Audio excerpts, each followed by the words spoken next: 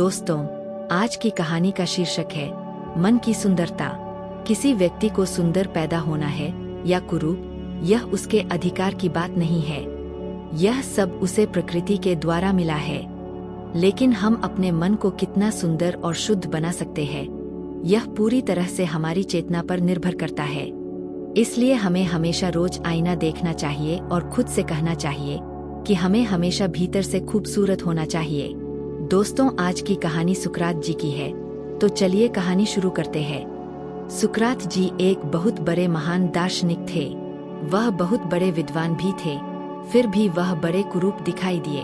एक दिन वह अपनी कुटिया में सुगंधित आईना देख रहे थे, तभी वहां उनका एक शिष्य आया। उसने सुकरात को आईना देखते हुए देखा। यह देखकर छात्र की हंसी निकल गई। उसकी हंसी से सुकरात का ध्यान उसकी तरफ गया। जैसे ही शिष्य ने देखा सुकरात उसे देख रहे हैं, तब वह शांत हो गया। जैसा कि सुकरात एक शुभचिंतक विद्वान थे, तो वह शिष्य की हंसी का कारण भी समझ गए होंगे। फिर भी उन्होंने छात्र से पूछा, क्या मैं जान सकता हूँ तुम्हारी हंसी का क्या कारण है? यह सुनते ही शिष्य को लज्जा आ गई और उसने अपना सर नीचे झुका लिया। वह कुछ नहीं बोल पाया। सुकरात बोले, मैं जानता हूँ तुम यह सोच रहे हो कि मैं इतना कुरूप हूँ, फिर भी आईना लेकर खुद को देख रहा हूँ। क्या आप मेरे आईना देखने का सही कारण जानते हो? शिष्य ने बड़ी धीमी आवाज में उत्तर दिया, नहीं गुरुजी।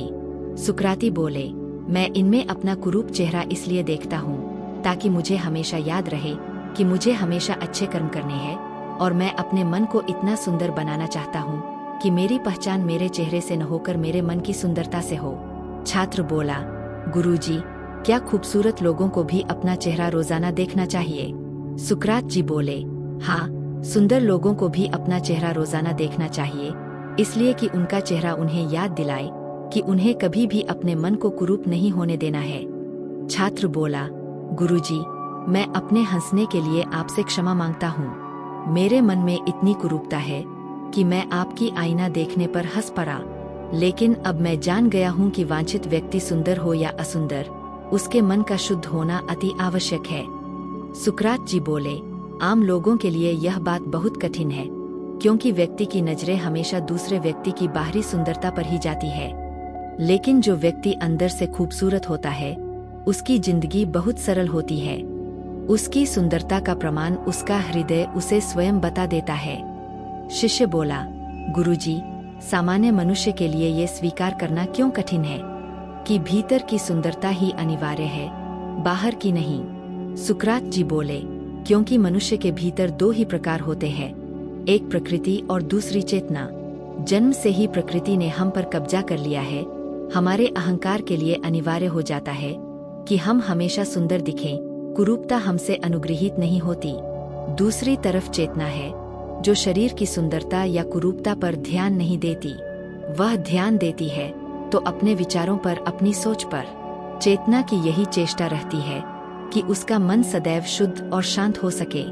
विद्वान पुरुष इस प्रकृति और चेतना के भेद को जान लेते हैं, इसलिए वह चेतना का चुनाव स्वयं कर लेते हैं। छात्र बोला, गुरुजी, प्रकृति और चेतना के भेद को जानने के बाद मैं भी अपने मन की कुरूपता को कम करने का प्रयास करूंगा। शिष्य ने सुकरात के आगे हाथ जोड़कर उनका धन्यवाद किया। यह कहानी हमें यह शिक्षा देती है कि व्यक्ति की सुंदरता उसके चेहरे से नहीं, उसके मन से होती है। एक सुंदर व्यक्ति की खूबसूरती दुनिया कितनी ही कर ले, लेकिन यदि वह भीतर से सुंदर नहीं है, तो उसके दिल में हमेशा एक उथल पुथल रहेगी। और दूसरी तरफ अगर कोई व्यक्ति बाहर से सुंदर नहीं है, लेकिन भीतर से सुंदर है, तो उसका जीवन हमेशा सरल, सहज और सुख से भरा होगा। उसका मन ही उसे बता देगा कि वास्तव में वह सुंदर है या नहीं। दोस्तों, उम्मीद है आज की कहानी आपको अच्छी लगी होगी और इससे आपको कुछ सीखने को मिला होगा। ऐसी ही स्टोरी के लिए प्लीज आप वीडियो को लाइक करके चैनल को सब्सक्राइब कर लें।